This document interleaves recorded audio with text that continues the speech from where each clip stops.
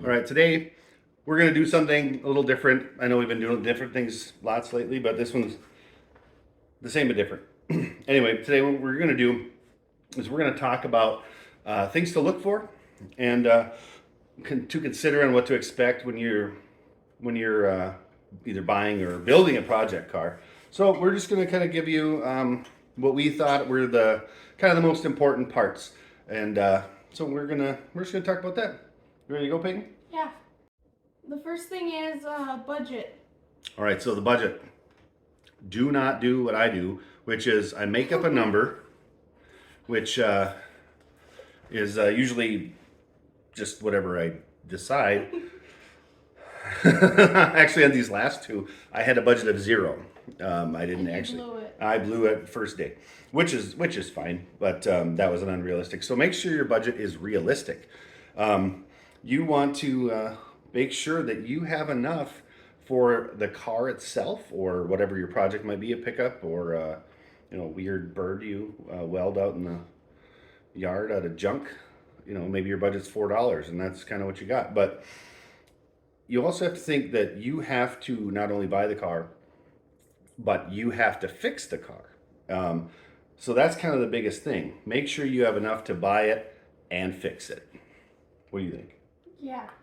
Yeah.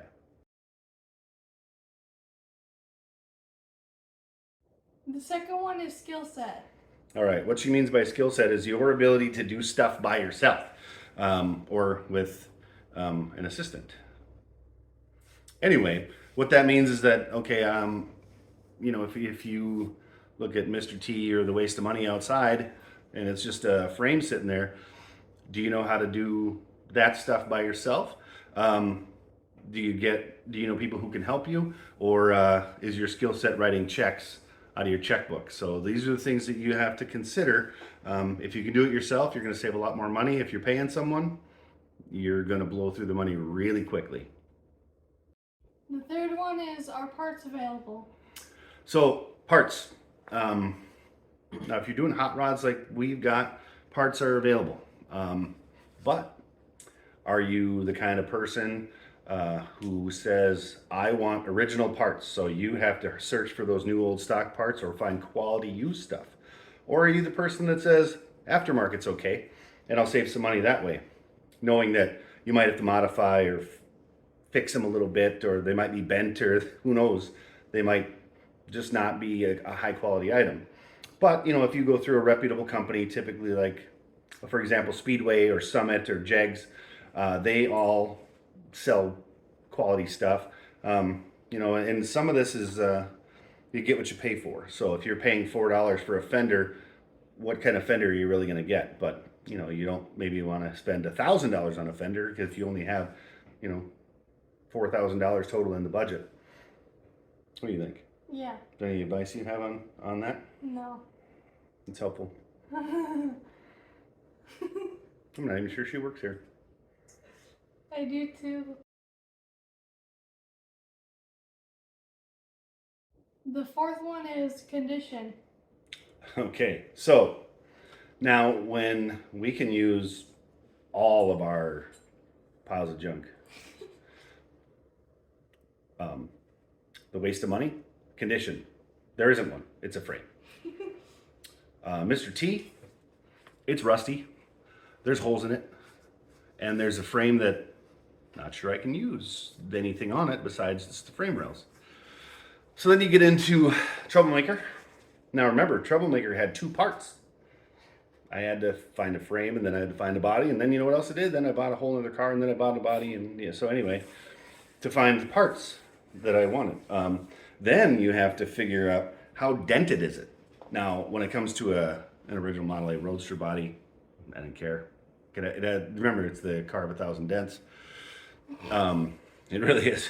And then when you think, is it cobbled together like Clyde was? You guys all saw, except for maybe the new people.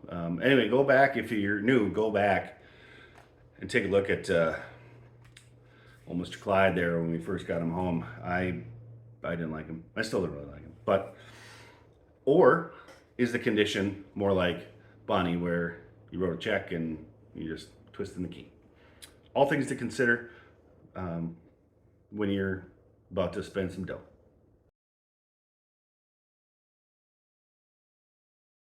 The fifth one is enough space to work. This one's really important.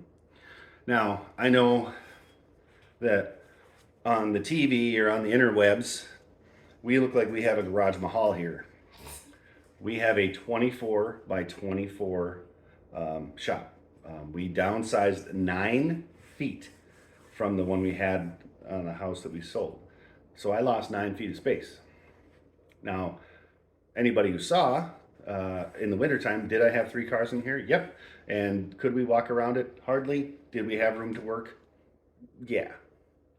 Also, do you have room to store them? So right now, I only have 2 in here. There's a third one that's got to find somewhere to go when it snows up here, and it's going to snow, I don't know, 4 days, who knows. It's Minnesota. Could be 90 one day and 30 the next. So the other thing to consider is, well, you guys see that I have outside storage there in the rocks next to my garage. Not everybody has that. So it's just something that you really need to consider. Do you have space to work on it? And when it comes time to just store it for a little bit, is it going to be an inconvenience for you when that time comes?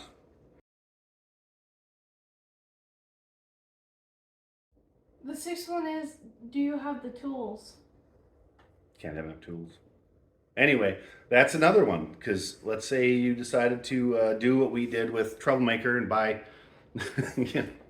2 cars, basically. And we put them together.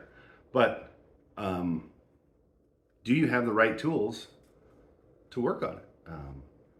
Do you have a welder? Do you have a grinder? Do you have, 15 hammers 3 feet from you like Arco does? That's important. How many trips to Harbor Freight do you have to make? For me, it's 5 million. all of them. I make all the trips, every sale, because it's fantastic there. Hey, Dan. Anyway, here's the other thing. When you buy the tools, do you have a place to store the tools?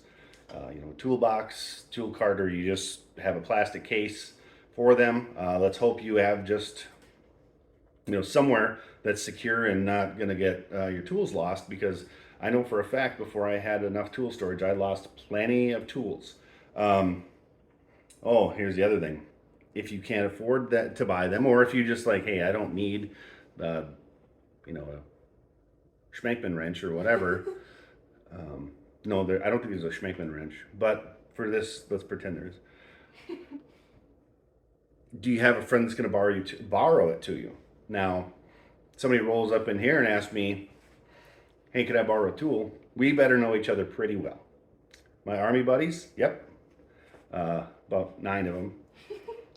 No, but we better be pretty good friends. If my neighbor comes across the road and asks me if he could borrow my welder, 99.93814% chance I'm going to say no. But, is that person maybe just going to come and help you with something? So that's something to consider too, because really, if you don't have a need for it after, then is it really worth spending the money on it? Probably not. I've got stuff in there that I've used once, but you know what? I used it, and if I've used it once, I figure I'll probably end up using it again.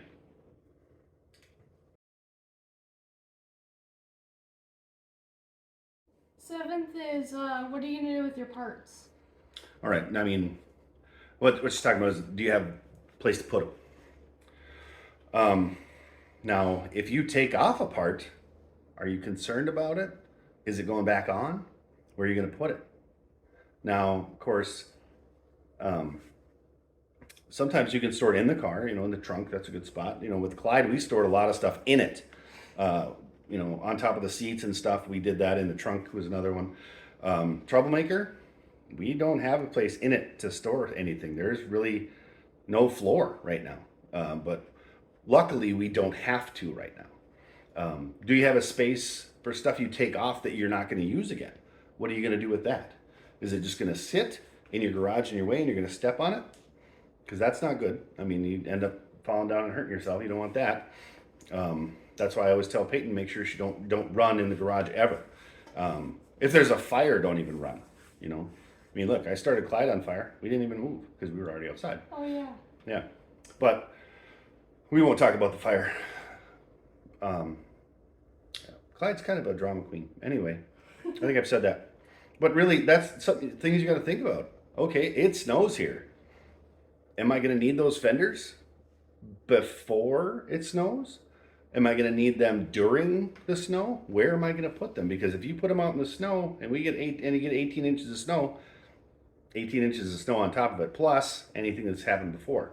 So you really got to make sure that there is a good spot, either in your shop or if you have a shed or something like that, to store things. Now, for us right now, it just happens to be over there, and I'll show you. But it really happens to be over there because it's kind of out of the way. And that just has been working for us. What do you think? Yeah. Yeah? Yeah. The 8th one is how far are you gonna take the project? Yeah. So are you going to do a drop dead gorgeous show quality, showroom, better than brand new finish? Or are you going to literally zip tie it together and have it run and drive? You know, it's kind of what we got going on here. So, Clyde doesn't have these.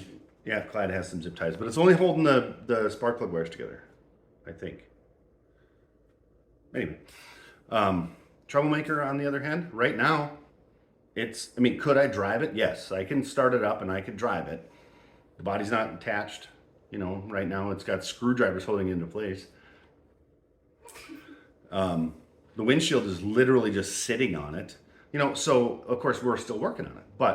And then you look at Bonnie, interior's all done and nice and pretty. Yeah, it's got some paint issues, but it's an older build. But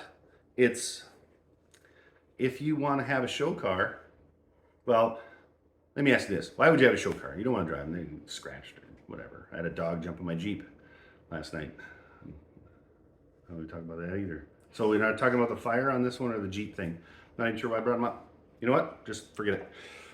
Anyway, you have to figure that, because if you're doing a show car or a brand new whatever, that's budget. That's money. How much of it can you do? Can you find the specially braid coated colored wires and all that other stuff? That's parts. I mean, so it's really something you got to think about. How far are you going to take it? Or are you just going to make it a sweet driver that maybe has got some rust and it's really loud and, you know, kind of leaks out of the transmission and doesn't like to run all the time and it's a stumble and probably going to get its doors blown off if you race. But, you know, that's it's up to you.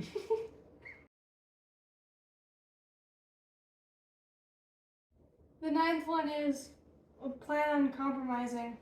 Yeah, compromising. So compromising, especially when you're on a strict budget. Now, using Clyde as an example, it ran and drove. So I didn't have to really worry about that except for making it run a little bit better, you know, clean stuff up, give it a tune up, that kind of stuff. The other thing was I wanted to put zoomies on it. Well, I found these leg headers here in town for cheaper. Well, that's a compromise. I didn't want to leave that stupid scoop on there. It's a compromise. You know, there's just things that you're going to have to, you know, well, is that going to be okay? That's kind of it. I mean, I wanted, for Troublemaker, I wanted 750 tires. Well, right now I got 600 tires on there because it's what I could find here locally that were in good shape, that it wasn't going to cost me $2,000 to get them here. Well, I'm not even sure I have anywhere close to that in the budget. We're trying to do that one as inexpensively as possible. I mean, we traded and sold and stuff to get to the point where we're at now. And you know, maybe as time goes on here, we'll take it a little bit further. But for now, we still have decisions to make on that. So there's going to be some compromise between both Peyton and I and deciding ultimately what the car's going to look like. But We also are going to have to talk to the major sponsor, and that's my wallet. If the wallet doesn't want it, well, what are we going to do next instead? So just kind of be prepared for that. Number 10. It will be frustrating. It will be expensive. If you have a foreman, it will make them question why you started the smallest junkyard in Minnesota next to your garage. I mean, there's going to be questions. It will take longer than you thought. It will cost more than you plan on. And let's face it, if you have a foreman or if you have a tight budget, it might have to stop. I mean, I'm not saying that the foreman's actually very supportive. I'm surprised she hasn't had 15 aneurysms in the past 2 years because of all this junk that I bring home, especially lately. She probably has. Well, let's hope not. Anyway, but it is going to be, you are going to feel stressed at times, and you're not going to want to look at the car, and you're going to, like, if you watch some of the videos, I say that I want to sell the car, or I don't like it anymore, or whatever. Start on fire. I have threatened to start the cars on fire, and you know what? The cars know that I'll do it because I've done it to one already, and I'll do it again. Anyway, but here's ultimately what it comes down to. After all the money's been spent, and you're talking to your wallet, and your wallet's like, what are you doing? If you have a foreman or even the boss around here, you know, there's, like I said, there's going to be some compromise, and you know, I do listen to those two. I mean, ultimately it's my decision, but I do listen to what they have to say. Sometimes. Not often, but I mean, I listen, doesn't mean I do it. But, you know, really, I know that the foreman is definitely not super excited about that junkyard that's happening out there at all. Yep. So that's something that, you know, parts storage, like I was saying. And sometimes you have to buy parts that you don't even want to get the ones you want. I didn't need 15 fenders. I don't know what I'm gonna do with them. Hey, anybody who want to buy Fender? Hey, I got it. 2,000 subscriber giveaway. You get to come and pick, you know, 10 fenders. I don't know. But here's the thing. When you get to order from eBay or Amazon the built not bought sticker, or the, yeah, it's cool, no, I'm not gonna paint it, or whatever, and you get to stick that on your car. Like the Speed Kills one. No, that's not the same. You know, it's like when I'm gonna stick my Army Retired on there. I'm done. Anyway, you can't beat that feeling. But you know, and then of course, what's gonna happen on the maiden run? It's gonna break down, and then you get to do it all over.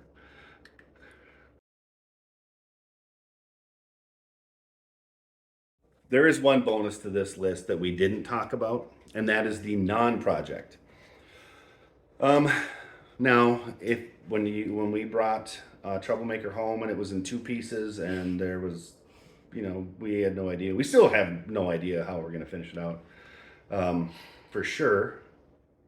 I mean, I think it looks pretty cool the way it is, but I think we need to take this one a little bit further than we did with Clyde here, because Clyde looks, you know, he's rough around the edges. So the non-project, that would be a car like our 28 Roadster Bonnie. I didn't have to do anything to it. I literally brought it home, and that was it. I started driving it, and you know, I've said it before, it's the buy once, cry once kind of thing. That's Bonnie. Bonnie's the buy once, cry once. It's just maintenance now. I mean, yeah, I changed the wheels and tires on it, but I put them on Clyde, you know? So it's not like the investment was up front. The last thing you can worry about really is what could possibly happen next. Because whatever it is, it's going to happen. To the big project like Troublemaker, or the I'm not sure what we're doing projects like the ones that are outside. Or the completely done projects. Yeah, something's going to happen. Something's going to go wrong. And it's going to cost, like I said, it's going to cost more. Right now, Bonnie is great. And it's been raining, so we haven't been driving her. But so yeah, those are all the things to kind of consider.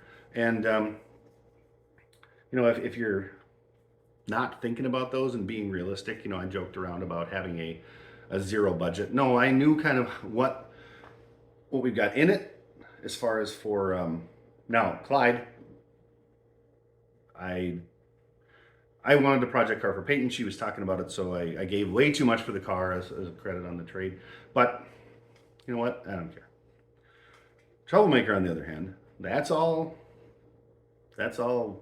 wallet. So we're conscious now. I know we're not upside down by any means, and actually we're not really much into it, except for the wheels and tires. You know, and that's the flathead's a totally different thing because who knows what we're gonna do with that.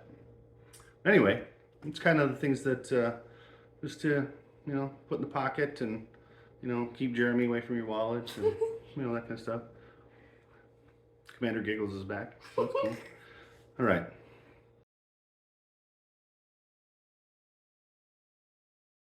Hey, one thing.